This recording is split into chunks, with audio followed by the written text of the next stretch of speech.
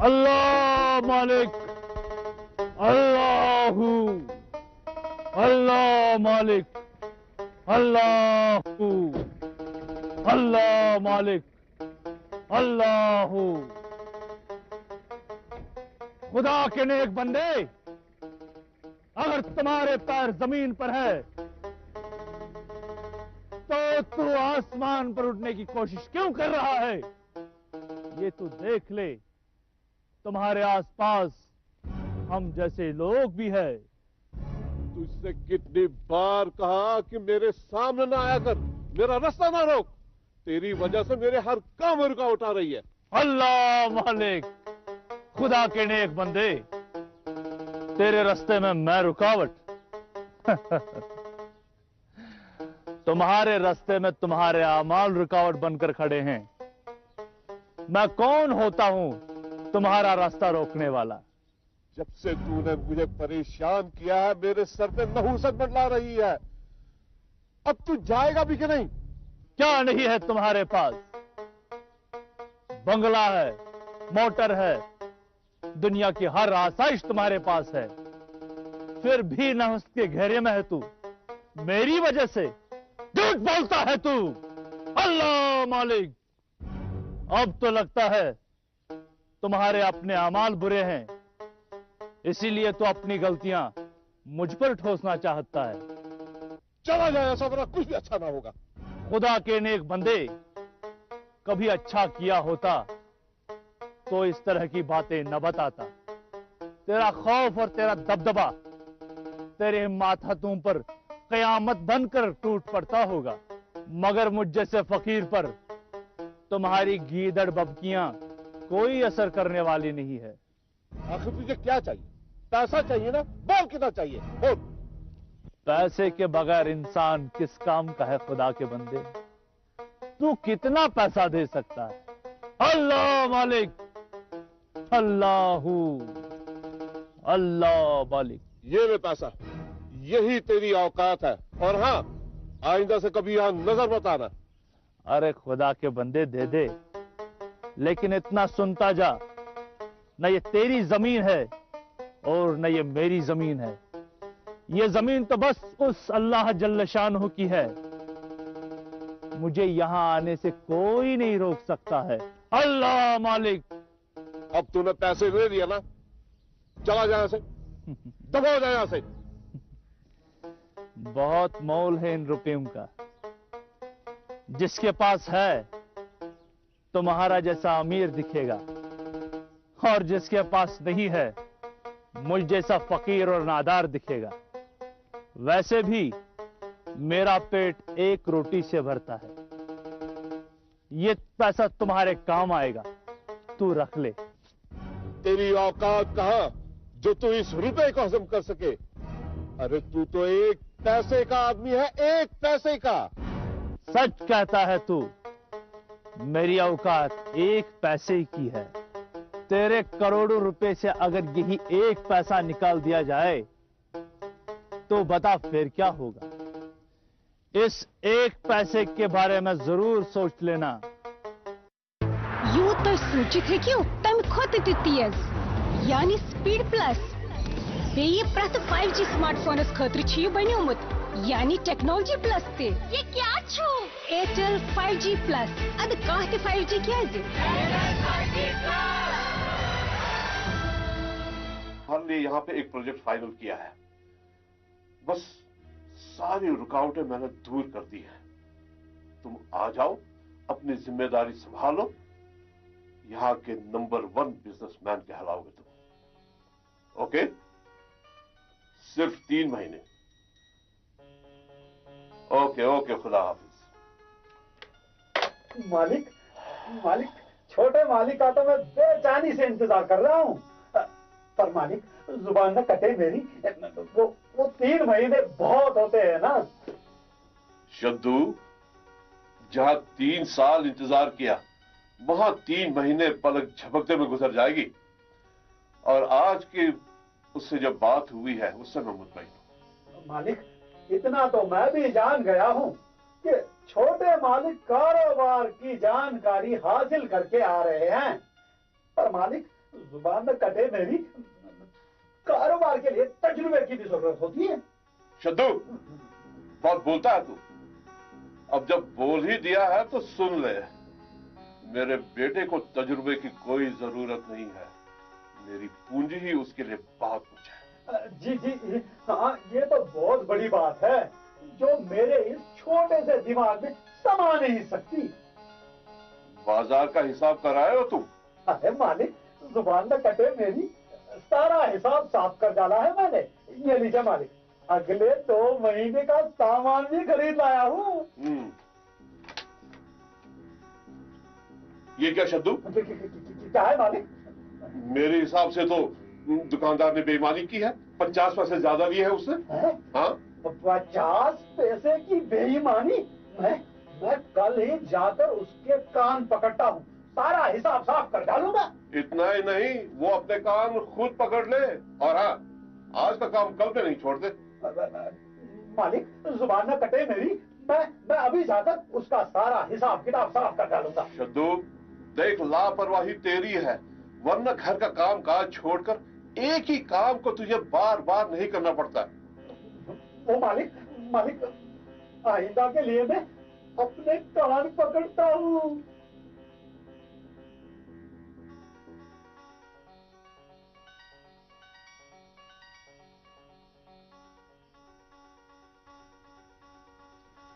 अरे अब क्या है? वो मालिक, जुबान न कटे मेरी, वो मैं भूल गया था। वो क्या है कि दोपहर के वक्त इफ्तिकार साहब का फोन आया था। हाँ, खूब याद दिलाया तुमने। उनसे एक मुलाकात जरूरी है। दरअसल उन्हें खुशखबरी देनी है कि गौहर आ रहा है। वो मालिक, बस छोटे मालिक के आते ही ना उनकी शादी हो जानी चाहिए।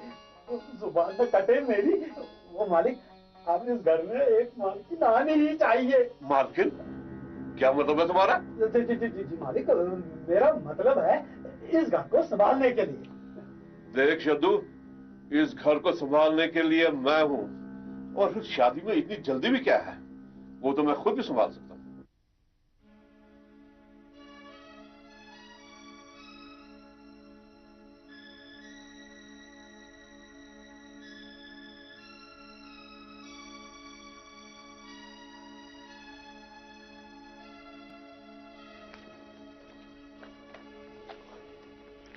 तुम फिर चले आए? बार बार यही कहते हो कि मेरा बेटा बेगुनाह है, मेरा बेटा बेकसूर है। जुबान न कटे मेरी, तुम्हारी बात किसी ने सुनी? तुम तो समझ गए ना कि मेरा बेटा बेकसूर है। समझकर ना समझ ही रहूं तो अच्छा है मेरे लिए। मैं यहाँ 50 पैसे का हिसाब बराबर करने जा रहा हूँ। क्या ये मुमकिन है कि एक गरीब का बेटा इतनी बड़ी रकम चुरा सकता है? देखो भैया, जुबान न कटे मेरी, करोड़ तो सुने हैं मैंने, मगर देखे नहीं है। अब कैसे कहूं कि तुम्हारे बेटे ने करोड़ों का हिसाब किया भी था या नहीं। तुम नेक और शरीफ आदमी हो, क्या अपने मालिक से यही बात बता सकते हो? मैंने कहा ना, 50 पैसे का हिसाब करना मुश्किल हो गया है मालिक के सामने। 50 पैसे अपनी जेब से डालकर हिसाब बराबर कर सकता हूं, मगर नहीं, दुकानदार के पास जाना होगा, उसका दिमाग खाना होगा, और जुबान न कटे मेरी, अपना दिमाग खराब करना होगा। तुम्हारा मामला तो हल हो जाएगा, मगर क्या?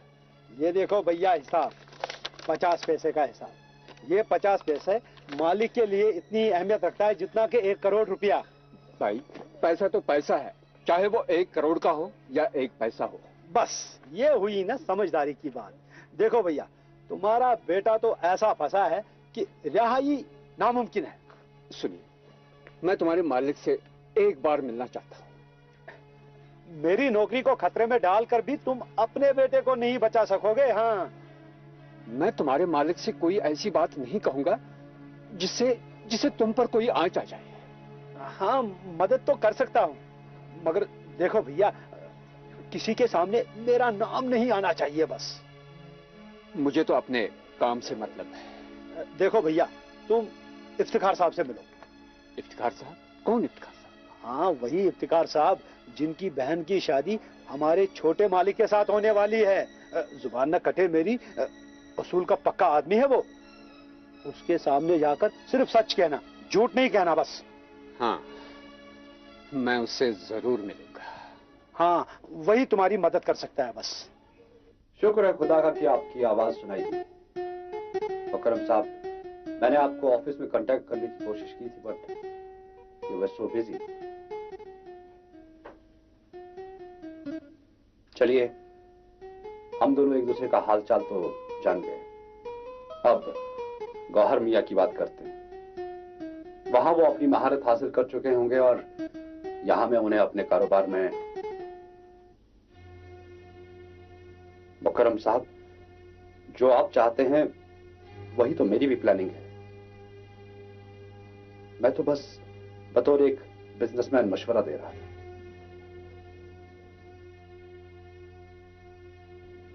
आपका कहना बिल्कुल सही है। कारोबार तो वो हो जो देखते ही देखते मार्केट में छा जाए, बल्कि यूं कहें कि धूम मचा दे।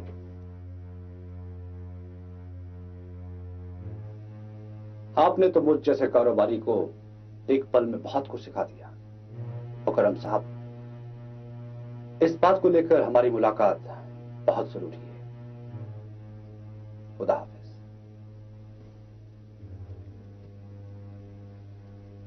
ये मुकर्रम साहब को मेरी बात इतनी बुरी क्यों लगी? अरे माना कि वो अपने काम में माहिर हैं, मगर मैं भी एक तजुर्बा रखता हूं। मुझे भी इतना टाइम हुआ है बिजनेस में। ये क्या भाईजान, घर के अंदर हूं या बाहर? आपको हमेशा पता नहीं किन ख्यालों में उलझे हुए देख रही हूँ। अब क्या हुआ जो यहाँ पे अपने आप को उलझाए हुए हैं? तारी, एक मामूली सी बात को लेकर मुकर्रम साहब उस पर खफा हो गए। अब तुम ही बताओ, क्या मेरा तजुर्बा कोई मायने नहीं रखता? वैसे तो तजुर्बा ही कारआमद साबित हो सकता है, मगर अगर उनके पहलू से देखा जाए तो दौलत कुछ भी कर सकती है। ये तो सरासर जाती है। उनका साथ देकर तुम मेरे कारोबारी तजुर्बे को जीरो कर रही। आवाज हल्की रखिए भाईजान, वरना आपके इस अंदाज को देखकर लोग समझ जाएंगे कि आप तजुर्बे से ज्यादा सीना जोरी पर यकीन रखते हैं। तो क्या तुम इस तरह की कोई बात साबित कर सकती है? इस वक्त भाईजान आप भी ना। समझ रहा हूं मैं। जिस घर में जाने की तैयारी कर रही हो तुम अभी से उनका साथ दे रही हो। भाईजान, इस दुनिया में रिश्ते जरूर बदलते होंगे, मगर जहां तक एक भाई और बहन के रिश्ते का सवाल है वो अनमिट होता है। मैं नए रिश्तों की कदर जरूर करूंगी, लेकिन अपने भाई की मोहब्बत की बुनियाद पर। मैं तो भूल ही गई थी, कोई आपसे मिलने आया है। मुझसे मिलने आया है? जी। तो जाके भेज दो ना उसे।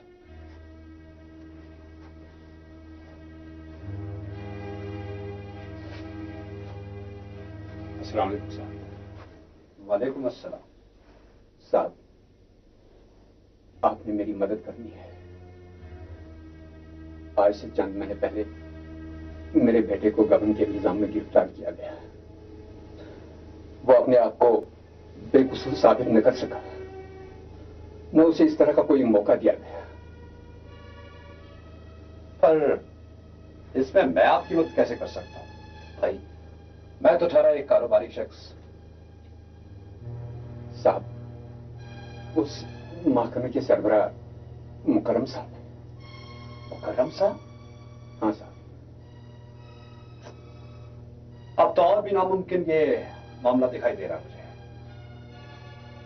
साहब, मैं जानता हूं कि मेरे बेटे की रिहाई नामुमकिन है, लेकिन अगर उसे सफाई का मौका दिया जाए तो मेरे ख्याल में वो अच्छा है। सफाई का मौका तो उसे अदालत जरूर देगी। साहब, सफाई का मौका देगी, न कि सबूत हासिल करने का। अदालत के कटहरे में खड़े होकर बड़ा सजा से कोई बच सकता है क्या? तो आपको पूरा यकीन है कि आपका बेटा बेकसूर है? यकीन दिलाना होगा साहब। हाँ, यकीन दिलाना होगा। उसके इस यकीन को देखकर ही उस पर दबाव डाला जा रहा है, धमकाया जा रहा है, और एक बेबस को मिलकर कुर्बानी का बकरा बनाया जा रहा है। कहीं आप मुकर्रम साहब की जात पे हमला तो नहीं कर रहे हैं? संभल कर रहिए, जो कुछ भी कहना है सोच समझ के कहिए।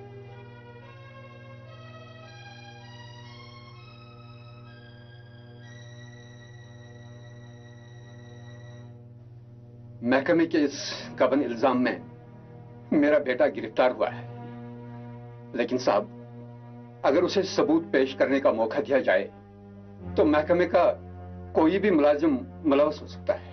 आप तो मुकर्रम साहब को ही मुलवस कर रहे हैं। चलिए जाइए यहां से, कहीं ऐसा ना हो कि आप भी सलाखों के पीछे दिखाई दें। आपके बारे में सुना था कि आप सच और झूठ को पहचानने की कोशिश करते हैं, तभी तो कारोबार की दुनिया में आपका नाम है। मगर यहां पर आपने रिश्ते को तरजीह देकर सच और झूठ को पहचानना मुश्किल कर दिया है। बस, बहुत हो गया, अब आप जा सकते हैं।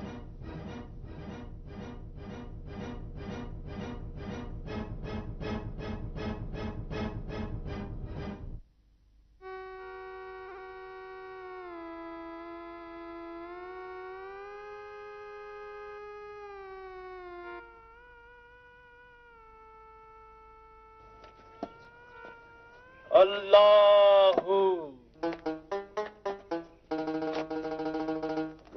चेहरा तो छुपा लिया है, खुद को कहां छुपाए फिरोगे? अरे मामूली सा आदमी हूँ फकीर बाबा, छोटी सी समझ है, बस सच्चाई की तलाश में हूँ। सच्चाई सच्चाई की तलाश में है तू? सच्चाई तो तुम्हारे अंदर है, सिर्फ झांकने की जरूरत है। अरे यही तो आदमी की कमजोरी है ना बाबा। अरे पहले वो दूसरों को परखता है, फिर चाहे अपने आप को देखे या ना देखे। फिर भी सच्चाई के बहुत करीब है तू। अरे इतना भी नहीं कि तू खुद को सबसे सच्चा समझने लगे। अरे फकीर बाबा, अरे सच तो एक एहसास है जो आदमी को फरिश्ता बना देता है, मगर यह एहसास तब तक नहीं जागेगा बाबा जब तक न हम सच का एतराफ करें। अल्लाहू, खुदा के बंदे, सही कहता है तू। अल्लाहू।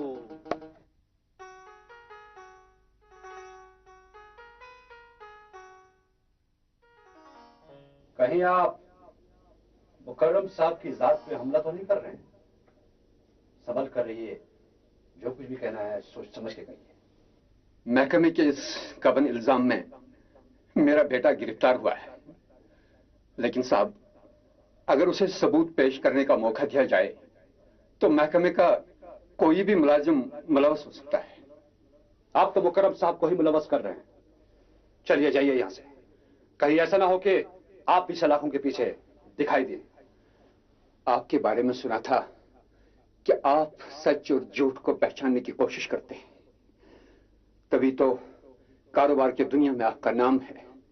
मगर यहां पर आपने रिश्ते को तरजीह देकर सच और झूठ को पहचानना मुश्किल कर दिया है। बस, बहुत हो गया, अब आप जा सकते हैं। ये भाईजान ने आज सच सुनने के बजाय इस फरियादी को टाल क्यों दिया?